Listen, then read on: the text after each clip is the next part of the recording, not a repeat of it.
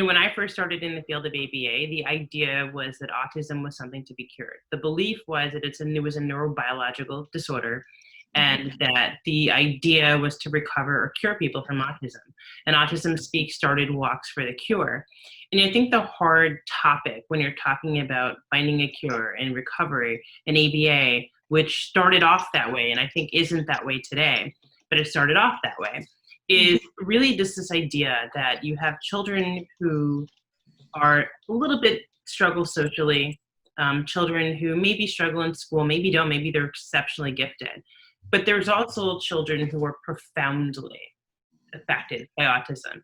And, I've worked with children that were severely aggressive to the point that parents didn't feel safe having them around their siblings, or even that parents felt like they couldn't keep their children safe, or children are completely nonverbal and unable to communicate, and parents can't figure out how to communicate. And maybe that's less aggression or frustration. And it's very difficult to tell that parent autism is something that doesn't need to be cured. And I think that's really where the whole controversy comes in, is that people, because autism affects different people differently, you're going to have people who have different perspectives, and Rachel said beautifully that her autism is part of who she is, and she identifies as autistic, and she wouldn't want to identify any other way. And obviously she's an incredible young woman, and she's done amazing things, and she's living an incredible life. Well, that's very different than someone who is in their 30s, who needs round-the-clock care, who maybe struggles with issues still like toileting, basic everyday skills. And that's, I think, why there's this major controversy.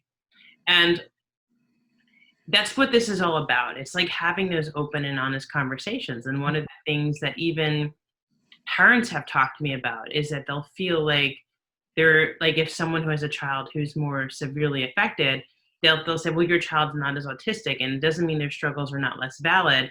But in the same sense, you can appreciate why parents would be looking for different things. When a parent is constantly worried that their child's going to injure themselves, and their child is completely unable to communicate, and maybe a parent is changing a diaper on a 14-year-old, it's very hard to tell that parent autism is something to be celebrated. And that's, I think, that's what makes this difficult. And that's why you have people that have extreme opinions in one way or the other.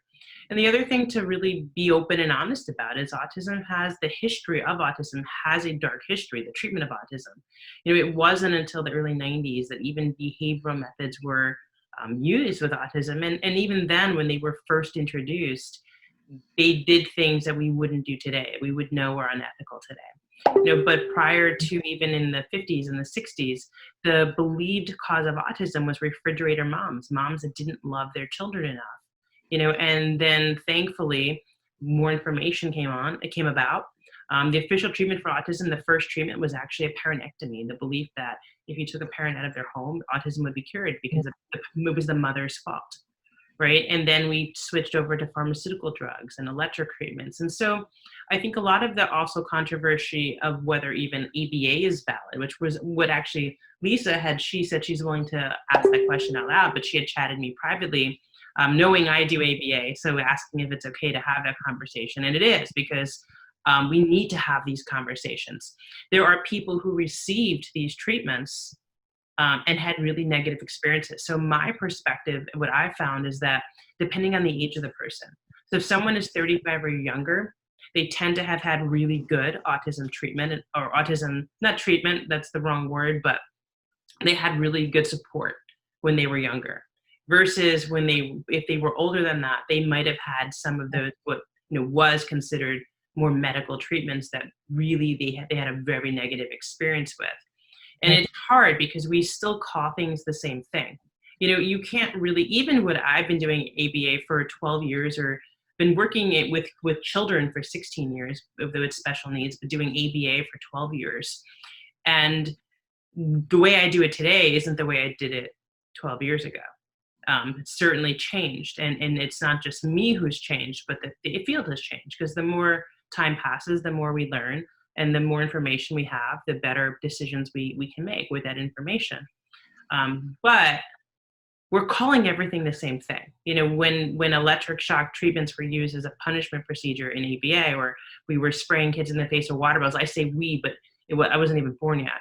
So this is stuff that happened a long time ago, and yet we never changed the name of what we're doing. And then that's, I think, adding to the controversy. And certainly I've met adults who had really, really horrific things done to them by professionals. And you can understand the anger and the resentment of why they'll look at professionals like myself today and just say, you know, you're doing the wrong thing, but we are trying. We're trying as a society, and we're trying as professionals. And the way that we're going to make it work is actually by sticking together and having these conversations that are really, really hard. So Lisa, you have, Lisa's a parent, and she is open. She's, we've actually done a podcast before. She is an autism mommy blogger. She's an influencer in the autism community. Her son was recently diagnosed with autism. Her blog is Mama AF, if anyone wants to check it out. So Lisa wanted to talk a little bit about ABA and whether or not it's a good choice for her son. Well, you have, at least I know 2 of us are ABA therapists, Lisa, and I don't know if Jessica would be willing to even answer questions and participate in the dialogue. If you are, we'd love to hear from your perspective as well. But you have 6 panels to ask, Lisa, and you have 2 ABA people here to kind of help you navigate the decision of whether ABA is appropriate for your son and addressing some of the positive and negative things you've heard about it. Yeah, so this is Talon. Talon, say hi to everyone. Hello. This is my little bear. Everything I do is for him. Okay, so my question, because there are such polarizing views in autism and the things that as parents we try and do for our children, I would be interested in getting y'all's feedback on your thoughts on ABA therapy and how it can, in your opinion, positively or negatively impact a child in the future, and what models are most well received by autistic children. We currently do ABA therapy with my son 20 hours a week using a naturalistic approach through play therapy. And certainly there are those days when I see him struggling with it. And luckily we have really great BTs who know how to back off and just play and just be. But there's always that piece of me that's like worried, because I hear these horrifying stories of like adults saying, you know, ABA ruined my life kind of thing. And I don't want that. I have a positive vibe from ABA and how my son has been positively impacted by it. But I also want to think about the future and, you know, how it may impact him. So I'd be interested for your opinion. Yeah, Lisa, like my first thing is just as someone who's been doing ABA for 12 years is, like I said, is that depending upon the age of the person, there were things that ABA that were done a long time ago that were really bad. And also before the BCBA came around, anyone could claim to be doing ABA, but that doesn't mean they were doing ABA. And so there was a lot of things done. I don't think that it's possible for good ABA to harm a child. You know, good ABA can have no negative side effects. Good ABA is there's no negative consequences of it. And good ABA will always treat children with respect and will always treat children well. So what ABA simply means is that if you want a behavior to occur, if you change what happens before and after it, you can make it more likely to occur. And if you don't want a behavior to occur, you can do the same thing. So a behavior is anything that a corpse couldn't do. So talking, communicating, saying hello, those are all things that as ABA people we want to talk about, we want to address, we want to work on. You know, a good quality ABA is incredible because children that are autistic often don't learn from their environment. And often because there's an issue of picking up social cues, an issue with imitation, they don't get the privilege of learning the same way other kids do all the time. So all ABA really does is it looks at what skills that they have and what skills that they need help with. And we create opportunities for them to learn it in a way that makes sense for them. And the way that makes sense for them will be different for every child. And that's what an ABA person is trained in. We're trained in the science of behavior. We're trained in identifying the best way for a child to learn. So what ABA looks like for one child may be very different than what it looks like for another child, because it's very individually tailored and it's very specific. There still today exists poor quality ABA, where people just try to have this one-size-all approach. And the truth, one of the slogans, I had it on my website for a long time, I changed it now, but it said, one size fits no one. And that's the reality. But they're good ABA, in my perspective, I've seen it have so much positive. So I think that the conversation to have is not only, is ABA helpful, but what makes good ABA versus what is being done and being called ABA that might not really be ABA, but is still being called that, and then having some negative consequences. So I think that's a really valid question. And it's hard because you want to do the best thing you can for your child. And all you can do is make the decisions that when you're following your heart with the information you have. So, Jessica, are you willing to come out and share in this topic at all? I am 100% in agreement with everything that you've stated. I actually have a son who was diagnosed at the age of 4, and so I went back to school in order to help my son. And I've worked in the field for about 2.5 years, but I've worked with my son for 11 years. And I've used the principles of ABA with my son, and it's made a dramatic difference. And then working with the clients, if you're tailoring, as Jessica had stated, to the individual, and they're making sure they're monitoring the data and making decisions based off of those things, I don't see how things could be negative for him later on. It just depends on what kind of ABA company you have working with your child. We're a BCBA-owned company, and I feel like that kind of company, it might be a little bit more sensitive to the child's needs versus like a business-oriented that's just worried about how many billable hours can they get and how much, time. But I think you just have to look at the company and really see what's going on there. Yeah. I stand by it 100%. I've seen some amazing results in kids, and I truly believe that it's a very good treatment, and I don't feel like we harm anybody while working with them. Yeah, I found that as well, that I find that people using a smaller agency where it's owned by 1 or 2 people, and people have more flexibility is a lot more effective. Because sometimes when you have a very large agency, people are excited by the fact that there's a ton of offices and decades of research and a lot of numbers and statistics. But the problem is then your child becomes a statistic.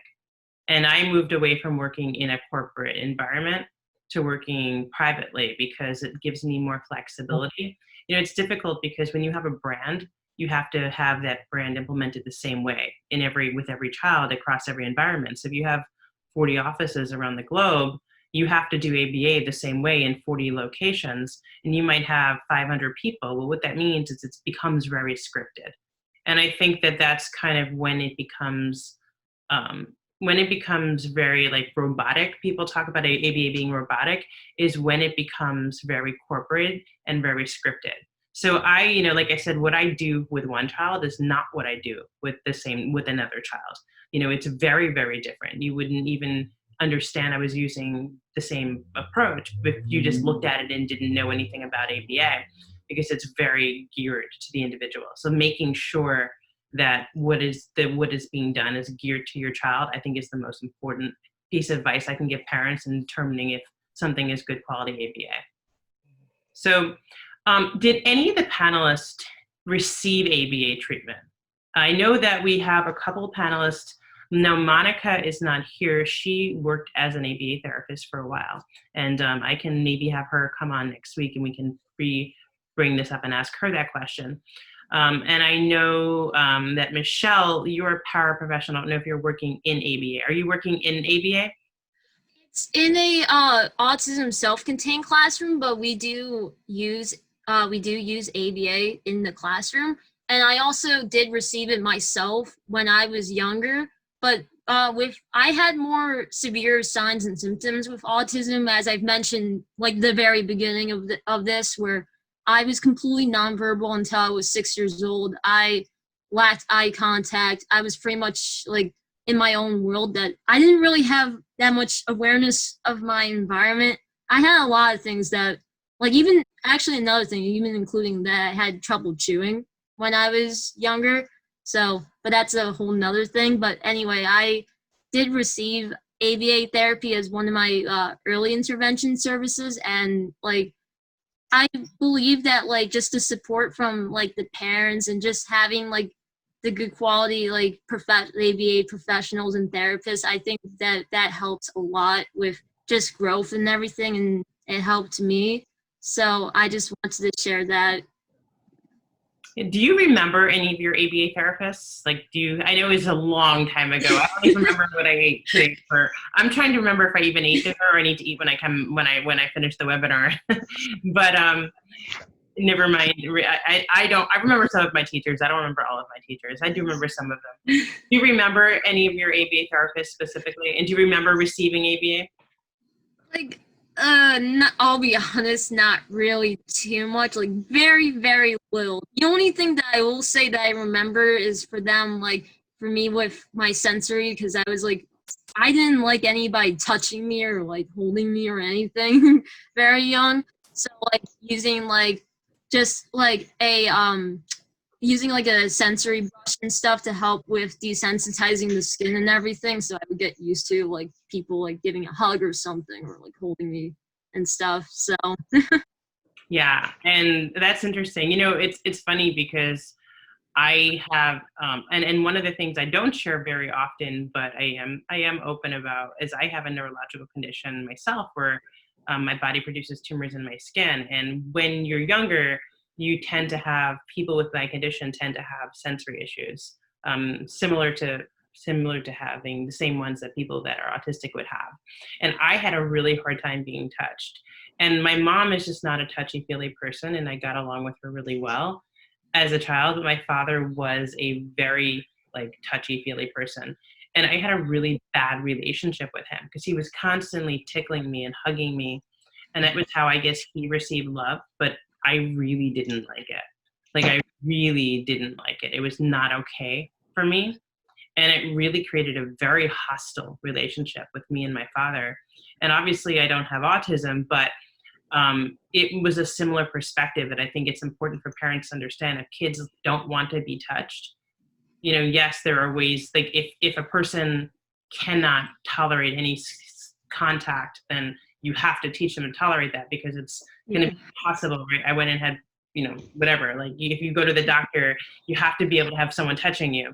But in the same perspective, it's important to respect a child's choices as well, whether they're autistic or not, if they don't want to be touched. I know this isn't really the direction we started in, but I think it's a very valid thing that came up. I'm glad you brought that up, because I know that like a lot of times in ABA, one of the things that used to be done a lot is like, well, we have to desensitize children to like quote unquote normalize them and make their reactions the same as everybody else's. Well, their reactions don't have to be the same as somebody else's. Yeah. Like I said, like there were times when I have to teach a child to tolerate me touching them, because I have to basically show them, right? If a child is nonverbal and they don't have imitation skills, I have to be able to show them the correct response, like prompt them to show them the correct response. Or I might need to be able to like take their finger and show them how to point, right? And like, I'm not like physically manhandling them or forcing them, or like really physically like harshly prompting them. But you have to be able to show children the correct response. That doesn't mean that the child needs to appreciate being tickled, and that you need to be able to give the child a bear hug. So it's whatever like the child is required to do to have a happy, successful life. You have to get them to that point, but that's it. They get to choose from that perspective on. So that's something that's important.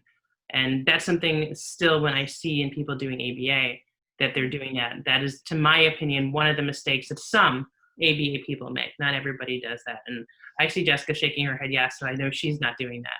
So, and most of us don't. But to be honest with you, when I started this, and I'm very transparent about the fact that even how I've been ABA changed 12 years ago, that is what I was taught to do. And it was more common than it is today. And today we have a better understanding because kids grew up, became adults, and were able to tell us. So that's important. Did any of the other panelists want to either talk to that issue about like respecting sensitivities? I see Mark. Are you raising your hand, Mark? Yeah. Yes, Mark. Okay, go ahead. Yeah, I actually, the reason why I started working with individuals with special needs was I started as a behavior assistant in ABA. And so that kind of led me to self-discovery of my own sensory issues and all that. But you have to come to realize as a human being, life is ABA. There are going to be punishments for behaviors and reinforcements for behaviors. That it happens in life whether or not you receive it one-on-one or you go through life. I was very fortunate that I kind of received a little bit of it secondhand when my brother got it as a little kid. I never knew I went through it, but growing up, kind of figured that out. All I can say to whether it's right or not, obviously ABA in the past focused on punishment, focused on negative things. Nowadays, the focus is on reinforcement of all good things. And so if you find a right therapist that is willing to let you in on the what they're doing so that you can implement it at home and help your child and into the session so that you're aware of what's going on, because there are unfortunately some parents that just drop their kids off and leave. They don't care what you're doing as long as you're doing it. And so being just completely immersed in what's going on to ensure your child's safety, because there are things that unfortunately do happen even with the highest trained individuals in ABA, just because there are situations that some people just can't control. So just being able to be vigilant about what's going on in every session and being able to implement it at home with also all his goals being met. Because as soon as you go to well, let's get eye contact. We're on Zoom right now, right? I can't make eye contact with 12 people. Like, this is kind of the new norm. So you just got to keep those things in mind and understand that it's for your kids' best interest so that they can succeed in life to the fullest capability, whatever that may be. It may be, it may shock you how well he does. It may shock you how not well he does. But if you don't do anything, the potential doesn't come. So that's kind of my 2 cents. Yeah, absolutely. That's a really great perspective. And the shift, right, from punishment to reinforcement is something. And I like, Mark, when you're talking about, like, I think one of the biggest mistakes parents make is just by leaving and not getting involved in an ABA program. You know, the reality of it is that, like I said earlier, children with autism often don't learn from their environment. And they might have 2-3 hours of ABA a day, but you don't want the child to learn from 2 to 3 hours a day. The more important thing is the things we can teach parents to modify everyday routines, like dressing, like getting your kid ready for school, like mealtime, bath time, in order to make that a learning experience for him the same way it is for other kids. That's when a child's going to really benefit. You know, knowing what goals your children are working on. They've done tons of years in research and trying to figure out, why do some kids do really well with ABA and other kids never improve? And what they're unable to really identify why, but what they are able to identify is that the number one thing is the rate in which children learn the different discrete trials, the different lessons. And so as a parent, if you know what goals your therapists are working on, you can then help them to get that done faster. And essentially, the more skills your child has, the more likely they're going to be living a happy, successful, and fulfilling life, whatever that looks like for them. So that's really the goal. Like, I think parents have to be involved in an ABA program. And if you're working with your child, you're going to know whether it's a good or bad thing. I mean, there are going to be times where a child has a bad day and a 2-year-old is just crying. Or, there's going to be times when every child has a bad day every now and again, whether they're autistic or not, whether it's ABA or not.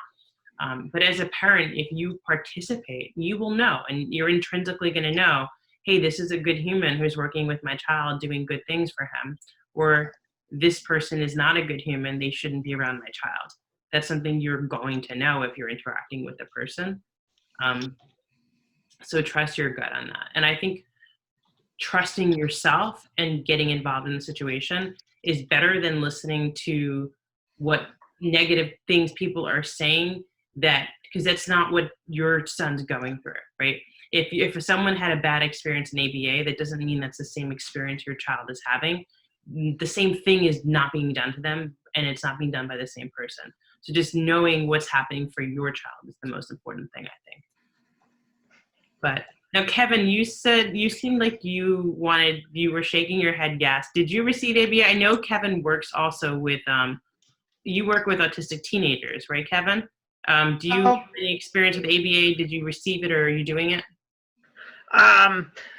Actually, I'm not sure if I received it. I did receive some behavioral support when I was in school, but I'm not sure if it was really full-on ABA. And right now, I'm working mostly with adults with developmental disabilities living in like group home settings. So yeah, I haven't really. And some of them, and I've worked with some who have autism, but not everyone who I've worked with has the autism diagnosis. So I'm not working exclusively with people with autism. But anyway, as far as like ABA goes, I think one thing I'm definitely agreeing on is like a couple weeks ago, we talked about like misconceptions about autism. I think it is very much so true. There's also a lot of misconceptions about ABA. Like a lot of people look at ABA and they think they're assuming it's like the old school ABA, which I think did use more like it's true aversive therapy and like focused on punishment over positive reinforcement. And nowadays, really, ABA, I think one is like people, and I'll say my background in ABA is I'm no expert in it, but I've taken classes in it, so I have a good grasp on like the basics of ABA, and from what I understand of it, it's definitely more emphasized to be therapeutic and like using more positive reinforcement as opposed to punishment and aversive therapy. Like that's more of a last resort. Another great thing about ABA, I think, is that you and others were touching upon, I think, is that it also tends to individualize everything and really like not and like really it really understands how everyone is different and really like tries to design all interventions to really be such that they're working for the individual who you're treating, even, and not just like the general population, because almost all teaching and therapy kind of, with the exception of maybe ABA, tries to kind of teach to the median, the mean, or the median, which is like if they reach the general population, they're happy. But ABA, not so. Really, they're like if there's one person you didn't reach, then the intervention was not successful. Really, is ABA's approach. It individualizes everything very well. And also, yeah, it's like whilst I do understand the controversies of how it sometimes makes us feel less human, but it also does really point out, when you really think long and hard about how we make decisions day to day and why we make choices day to day, how much they really are, based on whatever natural reinforcement and punishment and extinction contingencies that are just naturally embedded within our environment. I think really it's pretty, it really does, get at that. Yeah, that kind of, I think, is the case for all of us. Yeah, absolutely. And like you said, it's individualized, which is really very positive. So do any of the other panelists have any experience with ABA or opinions on ABA they want to share with? I know this isn't something everyone has an opinion on or experience with, but I don't know if Aidan or Jesse or Rachel want to share anything, or if you guys have not really had ABA experiences. I mean, I would love to jump in, but I want to give other people a chance to. So if Rachel and Jesse or anyone that didn't speak first, if they want to go before me or if they want to say anything. No? Well, my case of autism was never severe enough to warrant ABA therapy. And furthermore, not much was known about Asperger's or the milder forms of autism in general back in the early 1990s. And I was born in 1982. I believe in ABA therapy, and you're right, I was familiar with the stigma too. It almost sounded like abuse, but I did not even know what it was at the time. So I just kind of developed this perception from the descriptions of other professionals. Some believed in it and others thought it was the tool of the devil. I believe that positive reinforcement is critical, but my fear is that as the child gets older, they may not be rewarded every time with an M&M or something tangible that will make them smile whenever they do the right thing. And I actually just did a whole Facebook video just a little while ago, and I explained how brutally frustrating it is to do the right things and control myself and basically be the opposite of the tenaciously inappropriate person I used to be. And a lot of times that's just not enough, and it will never be good enough in certain environments. So I'm wondering if you believe that ABA therapy, while it works when the child is very young, does it place unrealistic standards when the child goes out into the real world and faces things like rejection and just the brutality of life, which is synonymous with life itself? Yeah, well, a good ABA therapist doesn't give a child an M&M every time they do something. That's one of the misconceptions about ABA. If an ABA therapist gives a child an M&M every time they do something right, they're probably not doing really great quality ABA. So, I mean, in some extreme cases, I've done things like that. But yeah, we don't really do that. We very quickly fade that type of reinforcement. Jess is laughing because it's like that's what I was about to say too. Yeah, we try to shape the behavior to not need the reinforcer anymore. So eventually, the behavior should occur without the tangible or the reinforcement.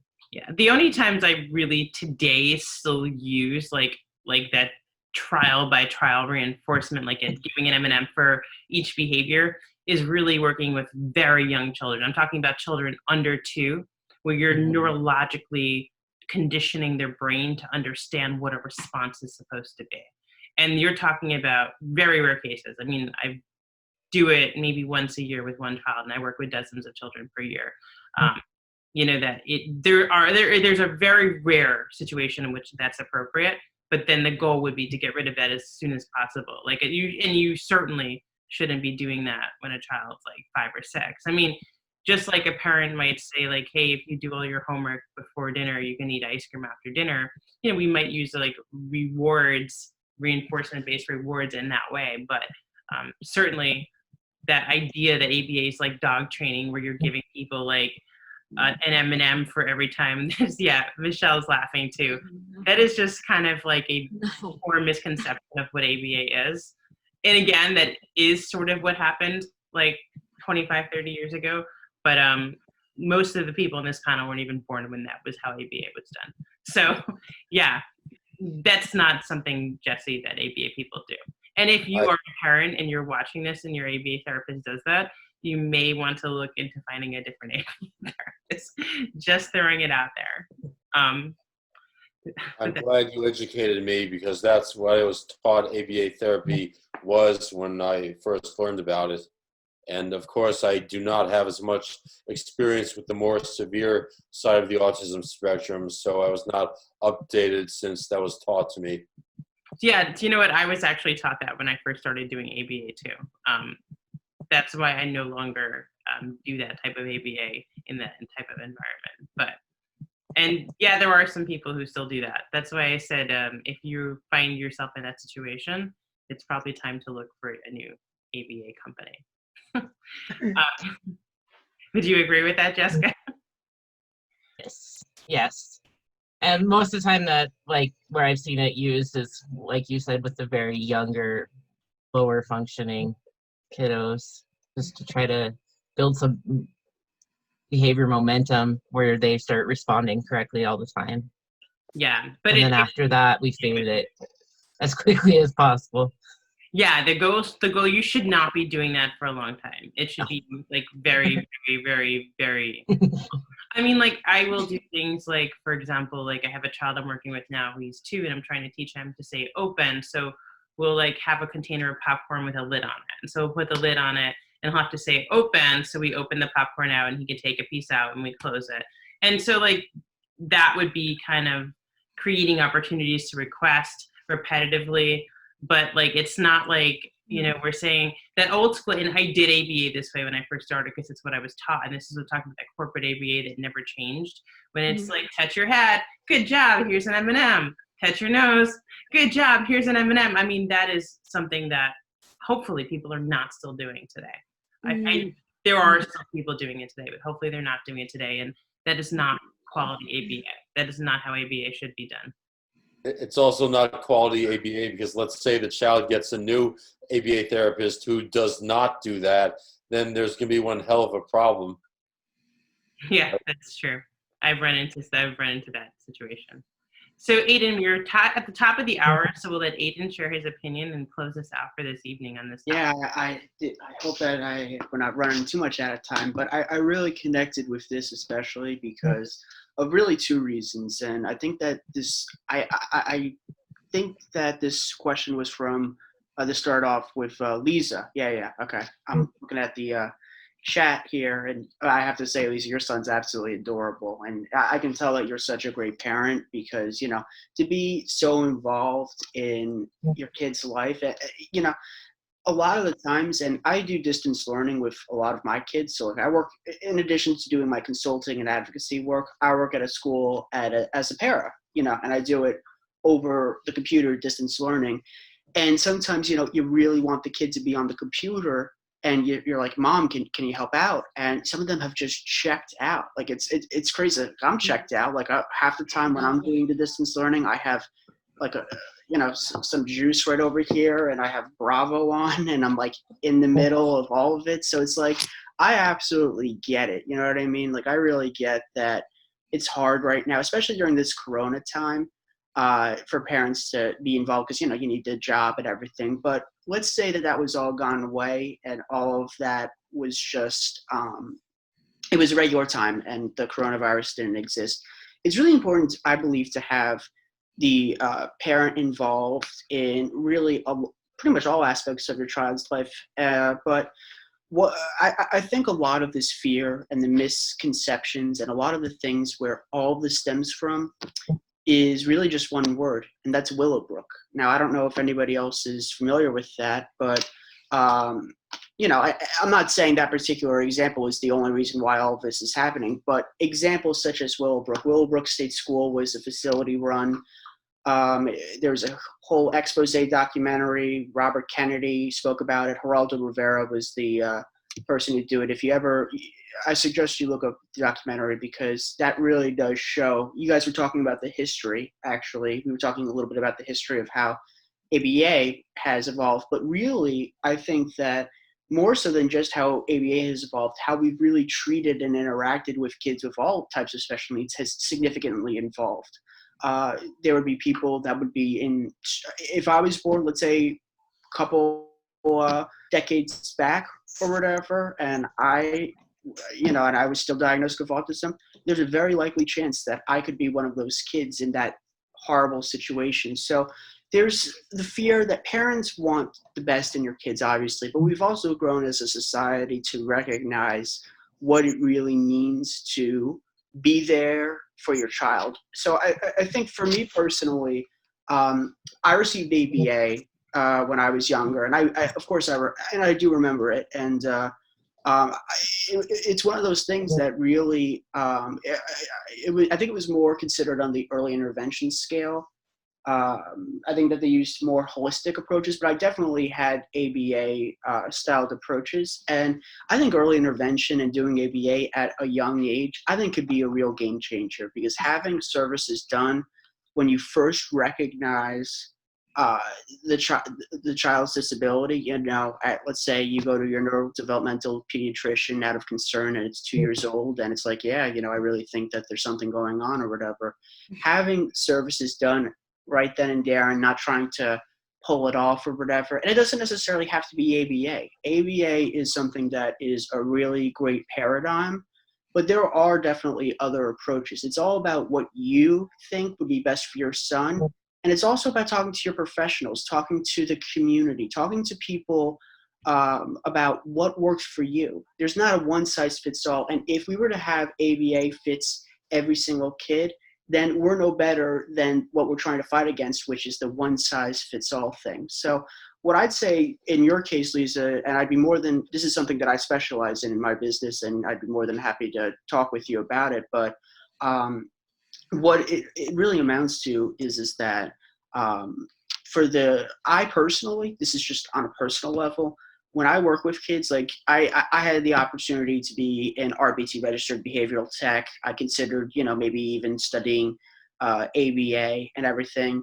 And I decided against that. And the reason why I decided against it was because not that I don't have confidence, not that I dislike it, but because I've heard some stories and, they're poignant, obviously, and you have to certainly take things with a grain of salt, a lot of things like that. But I think I decided against it because I really wanted to do more on the holistic approach, because sometimes I'm working with autistic kids, sometimes I'm working with ED kids. There's a lot of different types, and I just would feel conflicted. I'd feel, kind of boxed in if I were to kind of be in that. But it's not for every professional, and that's also the same thing for not every kid. ABA can be a really, really great thing for so many kids, and I've seen it happen. It can be a real great miracle, and sometimes it really can't. And the point is that if Lisa, if your son right now is receiving, and this goes to everyone, by the way, if your son right now is receiving ABA, and you as a parent are feeling as though it's been successful and you're seeing positive results and you're not seeing this animosity, ABA can sometimes be rough from what I've seen. Sometimes, it can be hard, and kids, need a little bit of a break. As long as you're kind of giving the kid an opportunity to be a kid and not just having everything like, ABA 24/7, I think you should be fine. And it seems like it really does seem like you know what you're doing, because while I was, listening to the other panelists spoke, I looked at the blog that you were writing that you talked about at the very beginning. It really seems like you know what you're doing, and I really think that this is all going to work out in your factor. But it's hard, so I'm always here if you ever need any questions. It's what I do, and I think we're all here as a community to help each other, because it's hard. Knowing all these things and trying to figure it out, it's hard. So I guess that's what I would say. Yeah, Aidan, that's amazing. And I love the fact that this community has come together. I think that what has developed from these webinars is a really beautiful community of people. And I'm so glad that I get to be part of it. So really feel privileged to get the opportunity to lead this group and put this group together. And, just for the record, when for this recording, as we're talking about ABA and I'm talking about doing ABA, I am not a BCBA. I am qualified to be a BCBA. I have the ability to be a BCBA, And I choose not to because I do, like Aidan, use a holistic approach in my treatment of kids and working with kids. I do use more than one modality simultaneously when working with children. I do ABA through insurance companies and under someone else's license and their supervision on some, in some very, very rare cases, but traditionally, I do believe in using a multidisciplinary approach. And I'm trained in other approaches, not just in ABA, although that has been the majority of my professional training. But just for the record, in case anyone's listening to this and wondering, I am talking about doing ABA. I am not a board certified behavior analyst. So Me neither. yeah, So it is. It is. That's a whole other topic that we don't need to get into. But I'm just wanted to put that on the record. But thank you everyone so much for being here. I'm so grateful to be part of this group. And if you have a question, you didn't get it answered, we do this every Tuesday now. So you have the opportunity to come back next Tuesday. The same link that you registered for, it will continue working, and I will send out a reminder. So you can keep using the same link to get on. You don't have to re-register if you're here. You'll just automatically have the registration link. And please share this with your friends, because we really do want to build awareness and build a community of like-minded people that are really working together for the good of autism and good of the world. So thank you so much, everyone. Have an amazing night, and I'll see you guys next week.